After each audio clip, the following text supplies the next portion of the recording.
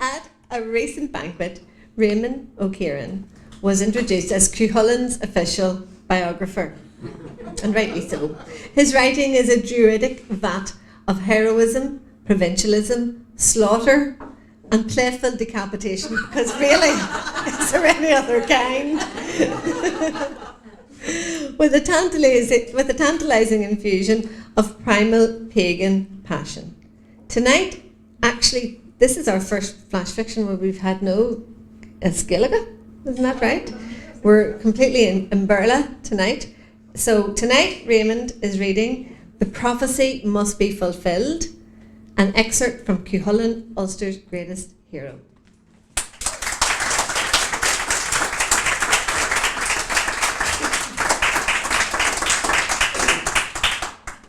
Gurkiad Maigat, Biddy. So, some things you will need to know if you want to follow this fully. Leig. Could you all have a go at saying Leig? Leig. Yeah, well, that's Cuchulain's Anam Chara, his soul friend.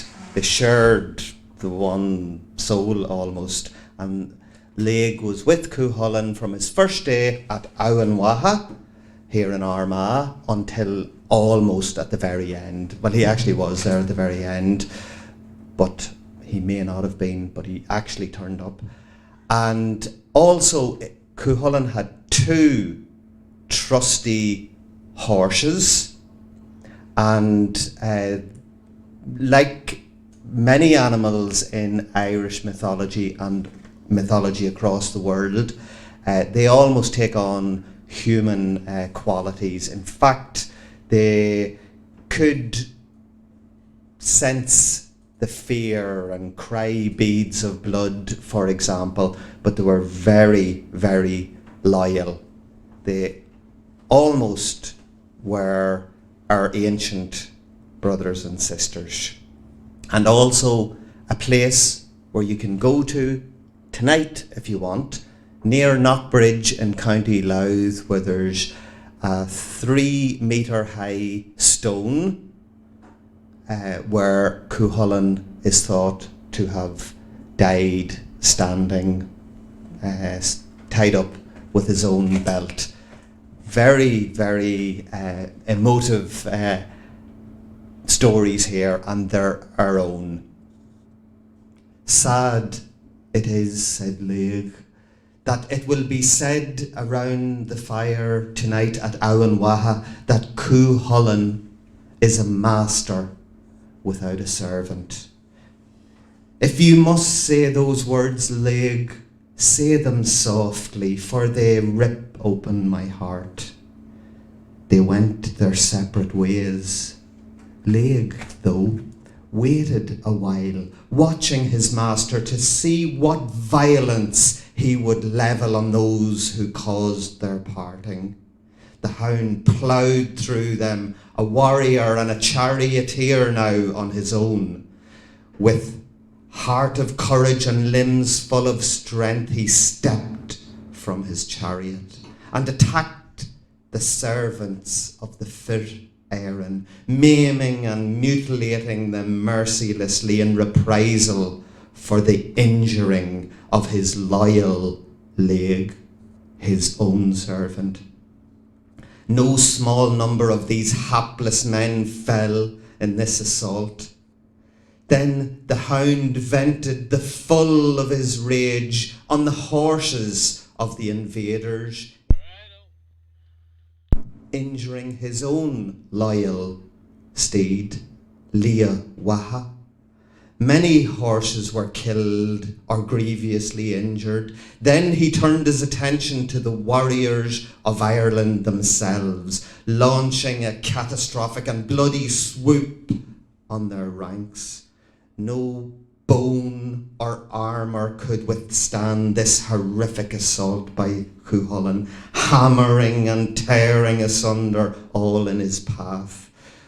When they fled, he intensified his attack on these deserters, killing leaders and mercenaries alike in their hundreds. Not a single man on the battlefield escaped without being left legless or armless, eyeless, or headless, or without a permanent scar at least. This was carried out in revenge for the injury they inflicted on the hound's own body. When Maeve realised the extent of the bloody slaughter Cuchulainn was visiting on her forces, she cried out, "Louis Mac Conry, where are you?" "I am here," he replied. "It has been foreseen that Cuchulainn will fall from a spear cast by you, and that spear will have been crafted by Balkan for Clan Gallatin.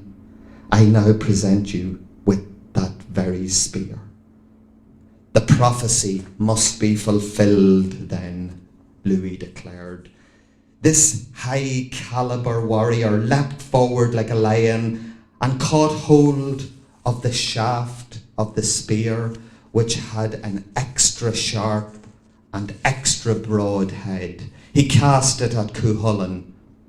It struck Dú Héileann, glancing off to strike Cuchulainn between his groin and his stomach. The blue tip of the spear broke off then and cut further into his flesh as far as his navel. Then another poison-tipped spear struck Leawaha and lodged deep in his flesh, where it remained until the end of the war. Cuchulainn jumped from the chariot and pursued his attacker on foot.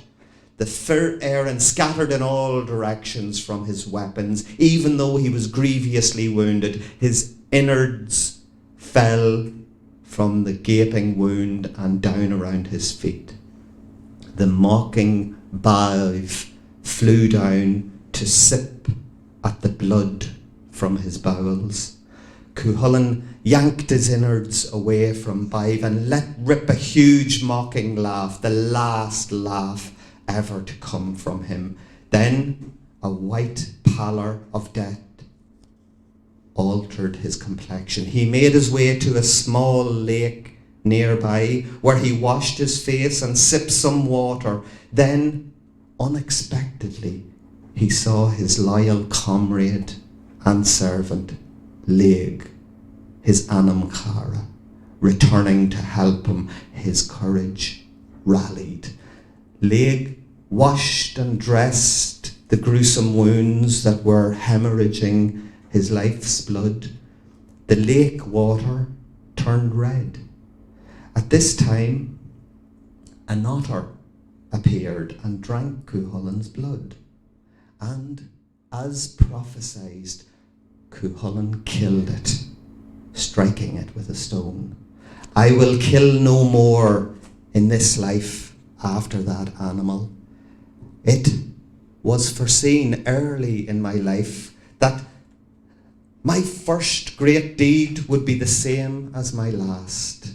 It was an otter that I killed on my first hunt at Dundalk when only a boy. And now it is time for me to die. Help me over to that pillar stone there. I will die standing. Pass me my trusty sword, on Cruagine Caiachan, and place my shield and my spear beside me. When the invaders look at me from afar, fear will prevent them from coming to cut off my head. Tell this all, please, to Conall Cearnach and all the Creve Rua warriors. Tell Ever that it was her who was in my thoughts at the end. They struggled over to the standing stone, and Laig feared that Cuchulainn would die before his back was supported by the stone. So bad were his wounds. Laig then fastened his master to the stone around his middle and his chest with his belt. He positioned his hands next to his heart. More's the pity, said the hound, that I have no longer the strength of a rock. For if it wasn't for my heart of flesh and blood, I would have carried out twice the number of deeds that I have done this far. Cuchulainn fixed his gaze on the enemy, raised his shield, placed his spear shaft on his knee, and held up his sword in his right hand. His spirit passed from his body to Morhevnia. The great hero, the power and protection of Ulster was dead.